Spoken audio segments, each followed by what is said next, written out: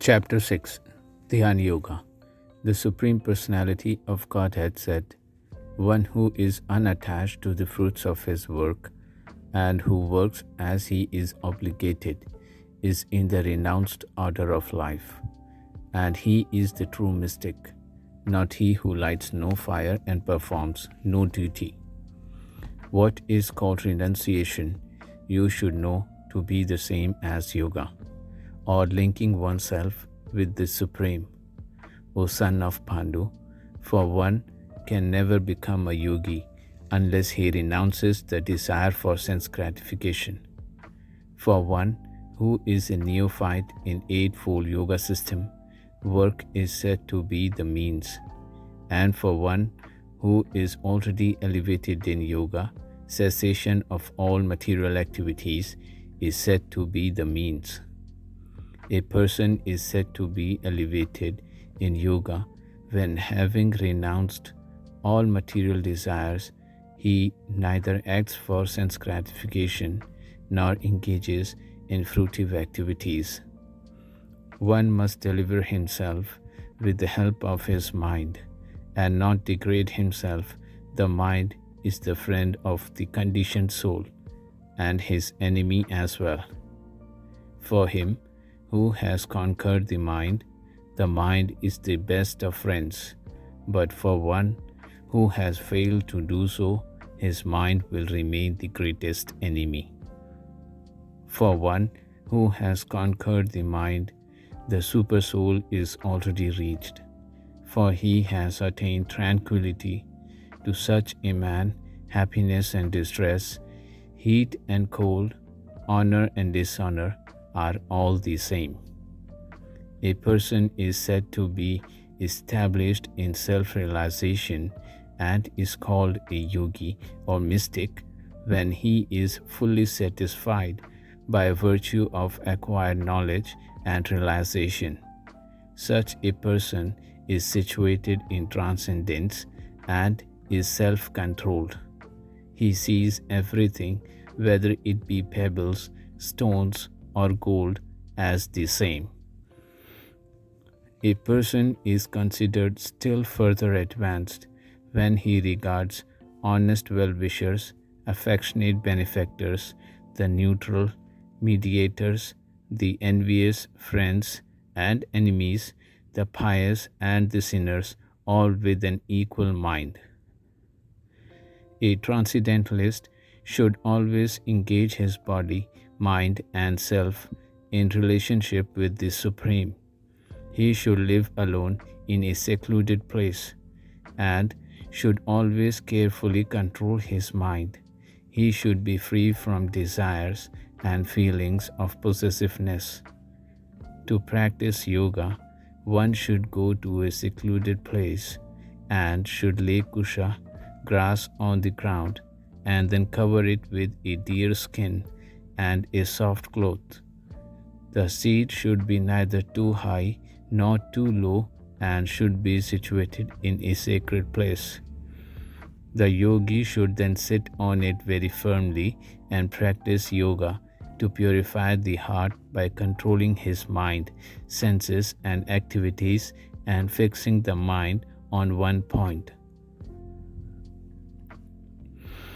One should hold one's body, neck, and head erect in a straight line and stare steadily at the tip of the nose. Thus, with an unagitated, subdued mind, devoid of fear, completely free from sex life, one should meditate upon me within the heart and make me the ultimate goal of life. Thus, practicing constant control of the body, mind, and activities, the mystic transcendentalist, his mind regulated, attains to the kingdom of God or the abode of Krishna by cessation of material existence. There is no possibility of one's becoming a yogi, O Arjuna, if one eats too much or eats too little, sleeps too much or does not sleep enough.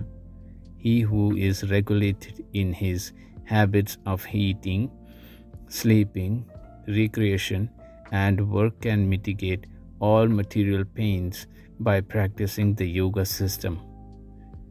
When the yogi, by practice of yoga, disciplines his mental activities and becomes situated in transcendence, devoid of all material desires, he is said to be well established in yoga. As a lamp in a windless place does not waver, so the transcendentalist, whose mind is controlled, remains always steady in his meditation on the transcendent self. In the stage of perfection called trance or samadhi, one's mind is completely restrained from material mental activities by practice of yoga.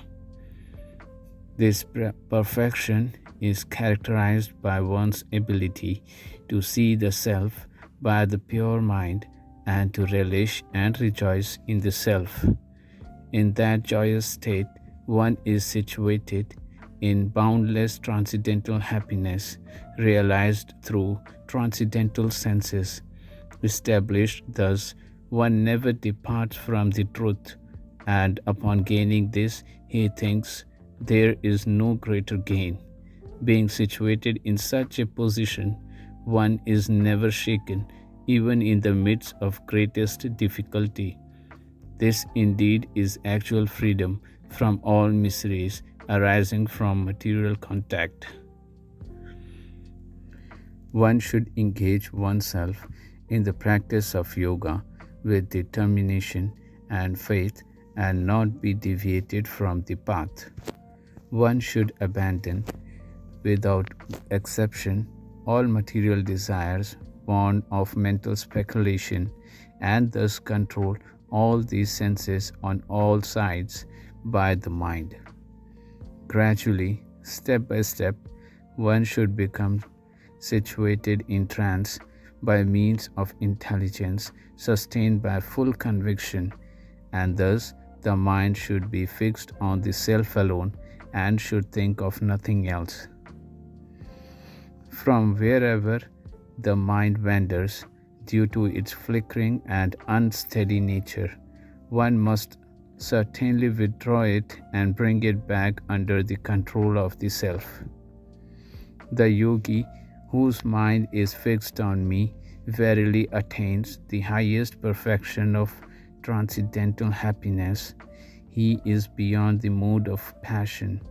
He realizes his qualitative identity with the Supreme, and thus he is freed from all reactions to past deeds.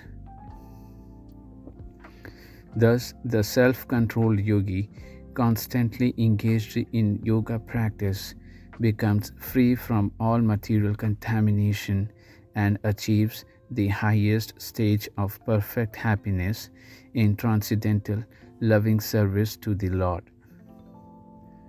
A true yogi observes me in all beings and also sees every being in me. Indeed, the self-realized person sees me, the same Supreme Lord, everywhere. For one who sees me everywhere and sees everything in me, I am never lost, nor is he ever lost to me. Such a yogi who engages in the worshipful service of the Super Soul, knowing that I and the Super Soul are one, remains always in me in all circumstances.